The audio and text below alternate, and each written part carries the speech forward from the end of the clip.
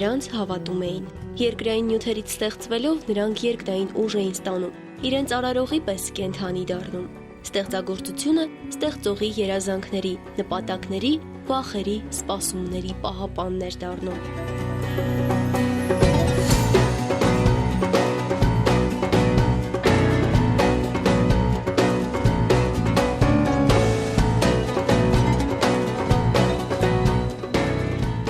Հայկական ծիսական տիկնիկները հարյուրամյակների, միգուցե հազարամյակների պատմություն ունեն։ Ի տարբերություն ժամանակակից, խոսող, երգող, պարող, տասնյակ գործողություններ անող խաղալիքների, մեր նախնիների տիկնիկները ստեղծման եղանակով թեպետ պարզունակ էին, բայց բովանդակային առումով բարդ եւ խորիմաստ։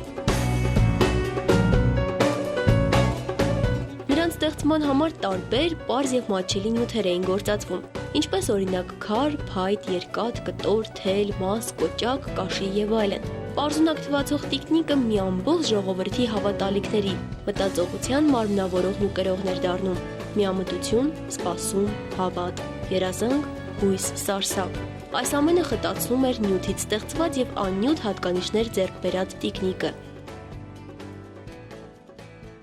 Հիմնականում տիկնիկները թաքուն են պատրաստել, որովհետև հավատացել են, որ եթե տիկնիկը ունի դեմք, ունի մարմին, աչքեր, քիթ բերան, կարող է մարմնավորվել, շունչ ստանալ, կերպարանք ստանալ եւ կլանել տան բարիքը կամ հակառակը, վանել չարը։ Դրա համար աշխատել են, խուսափել են ամբողջությամբ նկարել տիկնիկի դեմքը։ Մի ատրիբուտը միշտ պակաս են թողել,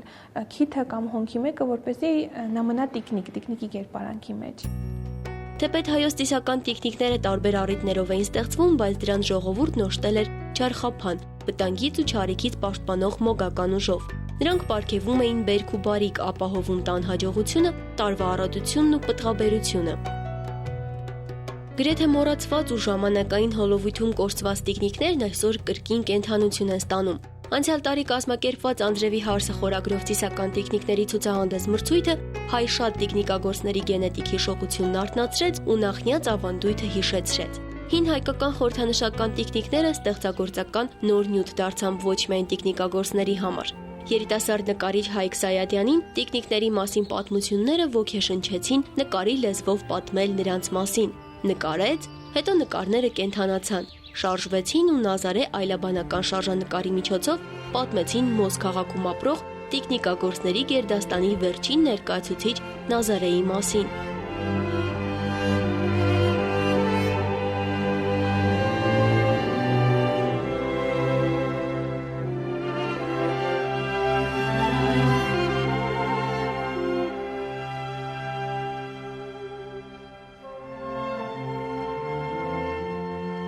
Նազարեի գործը շարունակվում է նաև այսօր։ Մեր մշակույթի այս գեղեցիկ էջի կենդանացումն արդեն իրատեսական է թվում։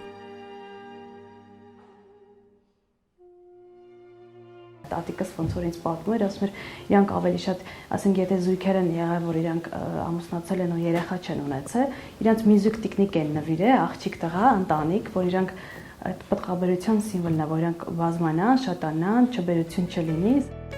Գայանեն ու Լիլիթը երկար տարիների ընկերուհիներ են, տիկնիկներ պատրաստել միասին են սկսել։ Ծիսական տիկնիկների խորհրդին ստեղծման պատմությանը ծանոթանալուց հետո փորձում են իրենց երևակայությունը, ճաշակն ու գիտելիքներն այնպես համատեղել, որ տիկնիկի խորհրդանշականությունն արդյունքում չկորչի։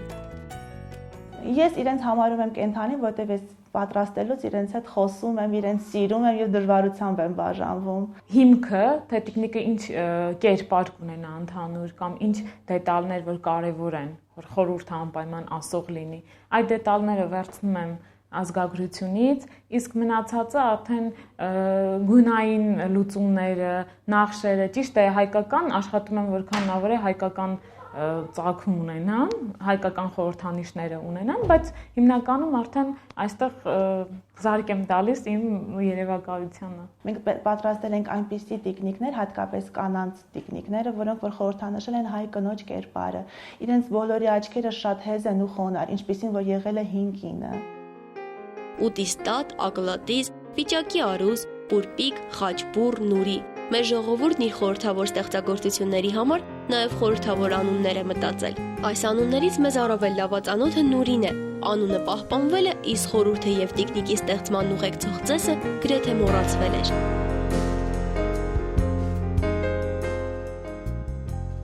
այն պետք է լիներ կանացիակերպ, շատ խատուտիկ, սիրունիկ, ունենար կարմիր շոր հագին, որովհետև կարմիր գույնը խորհրդանշել է հարսի գույնը,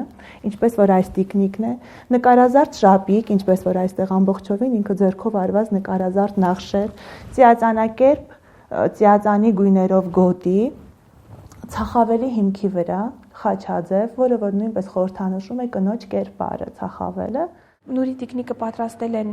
գյուղի կանայք, ծեր կանայք կամ երիտասարդ աղջիկները, նայած ազգագավառներում ոնց։ Խաչաձև փայտի վրա շորեր են հագցրել, հա փորձել են դեմք դիմագից տալ նրան եւ պատրաստել տիկնիկը։ Բայց կոնկրետ Նուրին աշխատել են շատ գեղեցիկ պատրաստել, որովհետեւ նա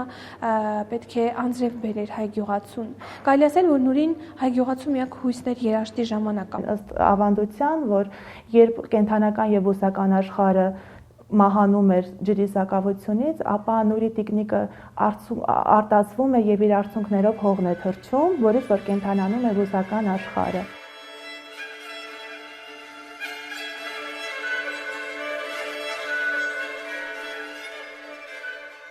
Անձրևաբեր համարվող, հետևաբար երաշտի ժամանակ հայ գյուղացու փրկիչը դարձող այս գեղեցիկ մոգական տեխնիկին նաև փաղաքշական այլ անուններ էին տալիս՝ Նուրի հուրի, խուճ կուրորիկ, չիչի մամա, ճիճի մումա, թերապ, մամա չթիկ, ակլապիտիկ, չամչախաթուն։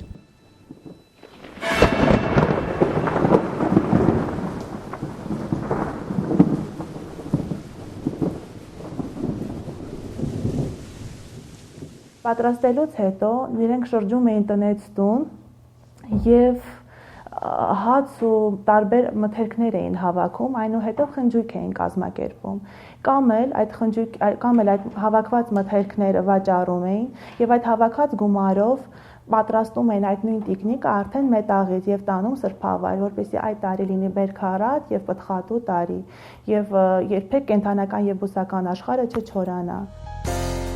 Համբարձման տոնը Ջանգյուլումն էլ իր ծիսական տիկնիկն ուներ՝ վիճակի արուսը։ Ծիսական արարողությունները սկսվում էին տոնին նախորդող չորեքշաբթի օրը։ Արուս տիկնիկը այլ կերպ կոչվում է նաև ծաղկամեր, որտեղ պատրաստվում էր ծաղիկներից։ Արուս տիկնիկին ուղեկցող տոնը համբարձման տոնն էր, իսկ ծեսը հենց կոչվում էր վիճակի ծես կամ Ջանգյուլում։ Երբ երիտասարդ աղջիկները բախտ էին մշակում, բախտ էին գցում եւ պետք է իմանային, թե իրենք ինչ բախտի են արժանանալու։ Ուրեմն հավաքվում էին տոնի նախօրյակին, հիմնականում չորեքշաբթի օր էր դա ընկնում, երիտասարդ աղջիկները ծաղիկներ էին քաղում, խմբերով գնում էին դաշտերը, սարերը ծաղիկներ փնջելու, 7 աղբյուրից ջուր էին հավաքում, 7 ծաղկից տերև պոկում, 7 աղբյուրից քար էին հավաքում եւ այդ ամենը ամփոփում էին փարչի մեջ, ծաղիկներից հյուսում էին ծաղկամեր, դայել էին դնում փարչի մեջ եւ այդ ամենը միասին կոչվում էր վիճակ։ Այդ փարչի մեջ չամուսնացած աղջիկներն իրենց զարդերն էին գցում հաջորդ օրվա գուշակության ծեսի համար։ Եկավ համբարձում ծաղկով զարդարված, մեր բախտին հարցում ով է մեզ գրված։ Այսպես է անուշում ծեսը բնութագրում Թումանյանը։ Վիճակը պետք է ամբողջ գիշերը, համբարձման գիշերը մնար թաքուն պահված բաց աստղալից երկնքի տակ։ Դա կոչվում էր աստղունք դնել։ Նույնիսկ տան երթիկը հատուկ այդ տոնի համար, քանի որ մրոտված էր լինում երթիկը, տան մեջ աստղեր էին նկարում, այսինքն այդ գիշերվա խորհրդանշական պատկերն էին ստանում։ Եվ պատկերացեք այդ փարչը, որը աստղունք են դրել բաց երկնքի տակ, ջուրը եւ ծաղիկները, հատիկնիկը ինքը հզորանում եւ զորանում է այդ գիշերվա խորհրդով, այսինքն գիշերվա խորհուրդը լցվում է փարչի մեջ եւ կյանք է տալիս տիկնիկին։ Տղաները ամբողջ գիշեր այդ ամբողջ օրվա ընթացքում փնտրում էին վիճակը, եթե գտնում էին արդեն աղջիկները գառ էին խոստանում կամ համեղ ուտեստներ էին խոստանում, որ իրենց վիճակը իրենց վերադարձվեր։ Համբարձման տոնին տարածված էր սիրահարներ Լեյլիի եւ Մեջլուի առասպելը, ովքեր երկրային կյանքում միասին լինել չկարողացան եւ Աստծուն խնդրեցին իրենց աստղեր դարձնել։ Աստված կատարեց նրանց խնդրանքը եւ հիմա տարին մեկ անգամ համբարձման գիշերը երկնքի անհուն հերու խորքերից անմուրազ մեռած սիրահարների աստղերը թռած իրար են գալիս կարոտով մի հես համբուրվում, աշխարհքից հեռու լազուր կամարում։ Ըստ առասպելի համբույրի ականատեսների բոլոր խնդրանքներն իրականություն են դառնում։ Հաջորդ օրը առավոտյան հավաքվում էին բախտագուշակության հրապարակում, շատ բարձր տեղ դնում էին վիճակի տիկնիկը, ծաղկամորը, բոլոր աղջիկները նստում էին, հերթով համբուրում էին տիկնիկը, այսինքն դա բախտը հովանավորող աստվածուհու կերպարանք է այստեղ խտացված տիկնիկի մեջ։ եւ մի անմեղ աղջինակ, որը հարս էր կոչվում, քող էին գցում նրա վրա, հերթով ծիսական բանաձևերը արտասանելով, մեր գեղեցիկ խաղիկները արտասանելով, հանում էր զարդերը եւ դրան զուգահեռ արդեն կապվում էր իր արտասանածը զարդի տիրուհու Բախտի հետ։ Հայոց ամենասիրելի տոներից մեկն էլ բարեկենդանն էր, տարվա ամենազվարճալի շրջանը, երբ մինչ այդ հաստատված հասարակական եւ ընտանեկան նորմերը գլխիվայր շուռ էին գալիս, շատ արգելքներ վերանում, օրեր շարունակ անհագուրդ խրախճանք, կերուխում, երգուպար, թատերականացված ներկայացումներ, այս տոնն էլ իր խորհրդանշական տիկնիկն ուներ, ուտիստատը, որը հայտնվում էր տոնի վերջին օրը։ Բարեկենդանի վերջին օրը գյուղի ամենածեր կանայք պարում էին հատուկ ծիսական պար, դա շատ երկար էր տևում այդ պարը։ Այդ պարի ընթացքում մինչ նրանք պարում էին, երիտասարդ տղաները պատրաստում էին ուտիս տատին։ Գզգզված շորերով, ծեր կնոջ պարավ կնոջ կերպարանքով պատրաստում էին տիկնիկը եւ վազելով գյուղի ամենաբարձր լեռան կամ սարի կամ բլրի լանջին, տիկնիկը ցած էին գլորում։ Իմ ուտիս տատը պետք է լինի ծիծաղելի, ուրախություն պետք է հաղորդի, ովքեր որ դիտեն նրան, նա նույնպես ցախավելի խորհուրդ ունեցող տատիկ է, իհարկե ճյուղի վրա է, ճյուղի վրա ցախավելի տեսքով տիկնիկ է, որը իր վրա պարունակում է նաև ուտելիքի մասունքներ, այս դեպքում մասուրը լինում են լոբիներով, սիսեռներով, գարոխներով, այդպիսի էլեմենտներով էլ կարող են լինել։ Երբեմն շերեփ է ունենում իր ձեռքին, որպեսզի ցույց տա, որ ինքը պատրաստող, կերակուրներ սիրող տատիկ է։ Բարեկենդանին անմիջապես հաջորդում էր մեծ պասը, ժուժկալության, մարմնական եւ հոգեվոր զսպվածության շրջանը։ Այսպիսով վերջ էր դրվում կնոջ տիրապետության օրերին, ուտիստատը հեռանում էր։ Նրա փոխարեն հանդիսավոր կերպով գալիս էր պաս պապը կամ ակլատիզը, հաստատվում էր տղամարդու տիրապետության շրջանը։ Այն խորհրդանշում էր պասի հսկողությունը, այսինքն ակլատիզը կախելով երթիկից մտածում էին, որ այն հսկում է ամբողջ պասի ընթացքը։ Իհարկե ակլատիզին վերագրվում են մի շարք այլ գործառույթներ եւս, բացի իր այդ հսկելու, պասը վերահսկելու, պասը խախտողներին պատժելու գործառույթներից նա ուներ այլ ֆունկցիաներ եւս։ Նրան որպես հուսաբեր, բարի կերպարանք էին դիտում, դիմում էին նրան աղոթքներով, խնդրում էին նրան կատարել իրենց ցանկությունները։ Ուտիստատն ու պասպապը մշտական ծիսական հակասությունների եւ պայքարի մեջ էին։ Սա դրսևորվում է նաեւ բանահյուսության մեջ։ Տատը գնաց շերեփը ձեռքին, պապը եկավ չոմբախնուսին։ Ակլատիզը տարբեր անուններով է հայտնի՝ ախլոջ, խուլուճիկ, ֆրիկ, մորմորոզ եւ այլն։ Էլի խաչաձև փայտը վերցնում էին, նրան տալիս էին տղամարդու ծեր հիմնականում պապիկի կերպարանք, մորուքով, բեղերով, աչքերով, գլխարկով, նրա թևերից, որոնք բացված էին, պատկերացեք խաչաձև փայտը կախում էին քարեր։ Անպայման պետք է պաս պապիկը ունենար ներքևում պետք է կախվեր սխտոր կամ սոխ։ Սոխի կամ սխտորի վրա եղել են 7 փետուրներ։ 7 փետուրները խորհրդանշել են պասի 7 կիրակիները ու ամեն կիրակի երբ որ եկել է ակլատիզը փաստորեն նաև օրացույցի դեր է կատարել մի փետուրը հանել են, այսինքն մի շաբաթը անցավ արդեն։ Ընդ որում փետուրները կարող են գույնզգույն լինել, առաջին 3 փետուրը կարող է լինել սպիտակ, մեջտեղինը չալպտրիկ, սև սպիտակ եւ հաջորդ 4-ը արդեն սև։ Ինչու որտեղ պասի առաջին 3 շաբաթը ընկնում էր ձմեռվա մեջ, երբ սպիտակ էր դեռ ձյունը ծածկած էր հողը, հետո հողը տեղ-տեղ արդեն բացվում էր, այդ ձյունը հալչում էր դա այդ չալպտրիկ փետուրն է եւ հաջորդ արդեն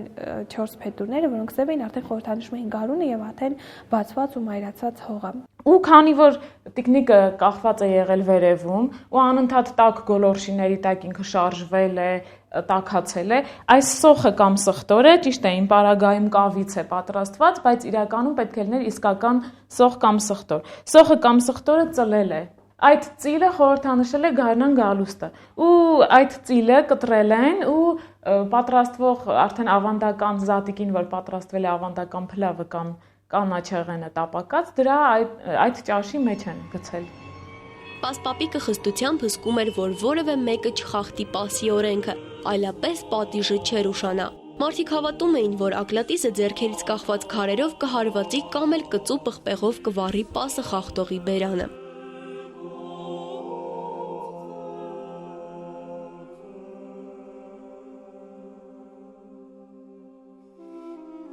Ակլատիզի մահը եւս, խորհրդանշական մահը, ինչպես տեսանք ուտի ստատի դեպքում, երբ նրան գլորում էին, այս դեպքում եւս, երբ գալիս էր ակլատիզի արդեն հանելու ժամանակը, նրան կախում էին երթիկից։ Ուրեմն հանում էին ակլատիզը, նրան նետում էին տանիքը, հավատալով, որ այն վերածվում է թռչունի եւ հաջորդ տարի պասին նորից հետ է վերադառնալու ու կախվելու է երթիկից։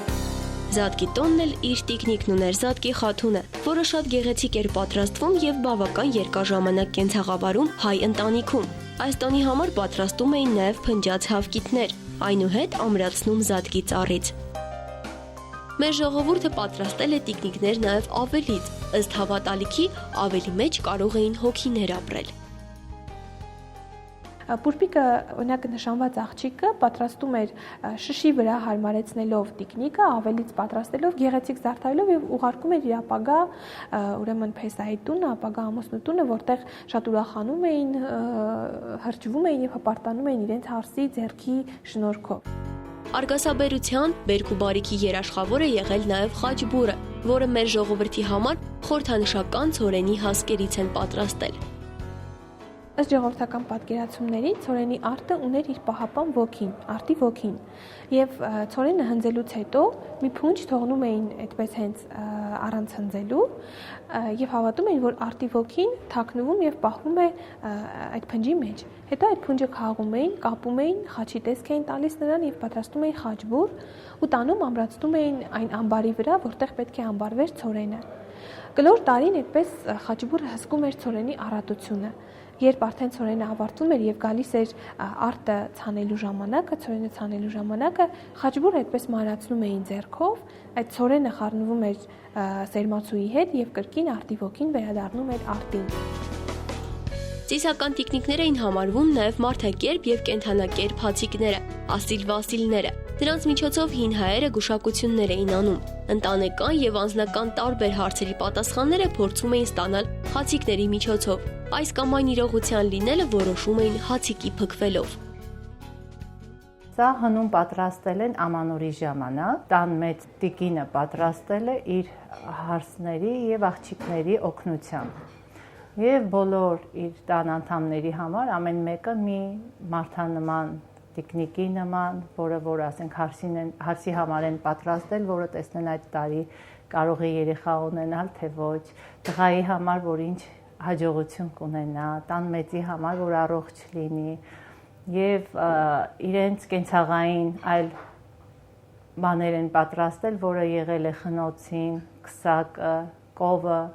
բերքի, բարիքի համար։ Կարևոր դեր եւ առաքելություն ուներ օժիտի տիկնիկը, որը հարսնացուի մայրը կամ տատիկն իր ձեռքերով եւ բոլորից գաղտնի էր պատրաստում։ Փեսայի տանը օժիտի տիկնիկը դառնում էր հարսի լավագույն ընկերը, ում հետ նա կարող էր բոլորից թաքուն զրուցել, սիրտը բացել։ Այս տիկնիկը փորձում էին հնարավորինս ավարտում պատրաստել՝ աչքերով, հոնքերով, քիթ ու բերանով։ Ժողովրդական պատկերացումների համաձայն ծիսական տիկնիկը կարող էր կենդանանալ։ Դրա համար էլ հաճախ տիկնիկներ պատրաստելիս փորձում էին ինչ-որ մի բանը կիսատ թողնել։ Ասենք մի աչքը չէին նկարում, որ այն հանկարծ չկենդանանա։ Բայց օժիտի տիկնիկն այլ դեպք էր։ Նա կարող էր կենդանություն ստանալ եւ օգնել կամ խորհուրդ տալ իր տիրուհուն։ Տիկնիկի մեջ դնելով իր ամբողջ գուրգուրանքը, իր ամբողջ սերը իր թորնիկի հանդեպ։ Սա յուրահատուկ թալիսման էր հանդիսանում հարսնացուի համար։ Հետագայում հարսը արդեն իր սեփական ընտանիքը ունեցող կինը, ուր էլ գնար, ինչ էլ աներ, տիկնիկը պետք է իր հետ տաներ եւ փոխանցվում էր մայրիկից աղջկան, աղջկանից թորնուհուն եւ այդպես շարունակ։ Կյանքի արագընթաց ռիթմը, տեխնոլոգիաների զարմանալի թափով զարգացումը շատ գեղեցիկ սովորույթներ ու ծեսեր են մոռացրել։ Ժամանակին հայ կանայք ու աղջիկները տիկնիկներ իրենց ձեռքերով էին պատրաստում, եւ որքան էլ դրանք պարզունակ լինեին իրենց կառուցվածքով, բայց իրենց մեջ խտացնում էին ժողովրդական իմաստությունն ու փորձը։ Միգուցե հիմա ճիշտ ժամանակն է վերականգնելու նախնյաց ավանդույթը, գտնելու այն ուժի բանալիներից մեկը, որն օգնել է մեր ժողովրդին նույնիսկ ամենածանր եւ անելանելի թվացող օրերին ելք ու փրկություն գտնել։ Կորցնելով եւ մոռանալով մեր մշակույթը, մենք անդեմ ենք դառնում։ Անձրևի հարսն ուրին, խաչբուրն ու արուսը, պասպապն ու ուտիստատը, պուրպիկն ու ջնջանը մեր մշակույթի, մեր ինքնության մի մասն են, մեր միամտության եւ տիեզերական իմաստության, ի վերջո մեր ուժի արտահայտումն են։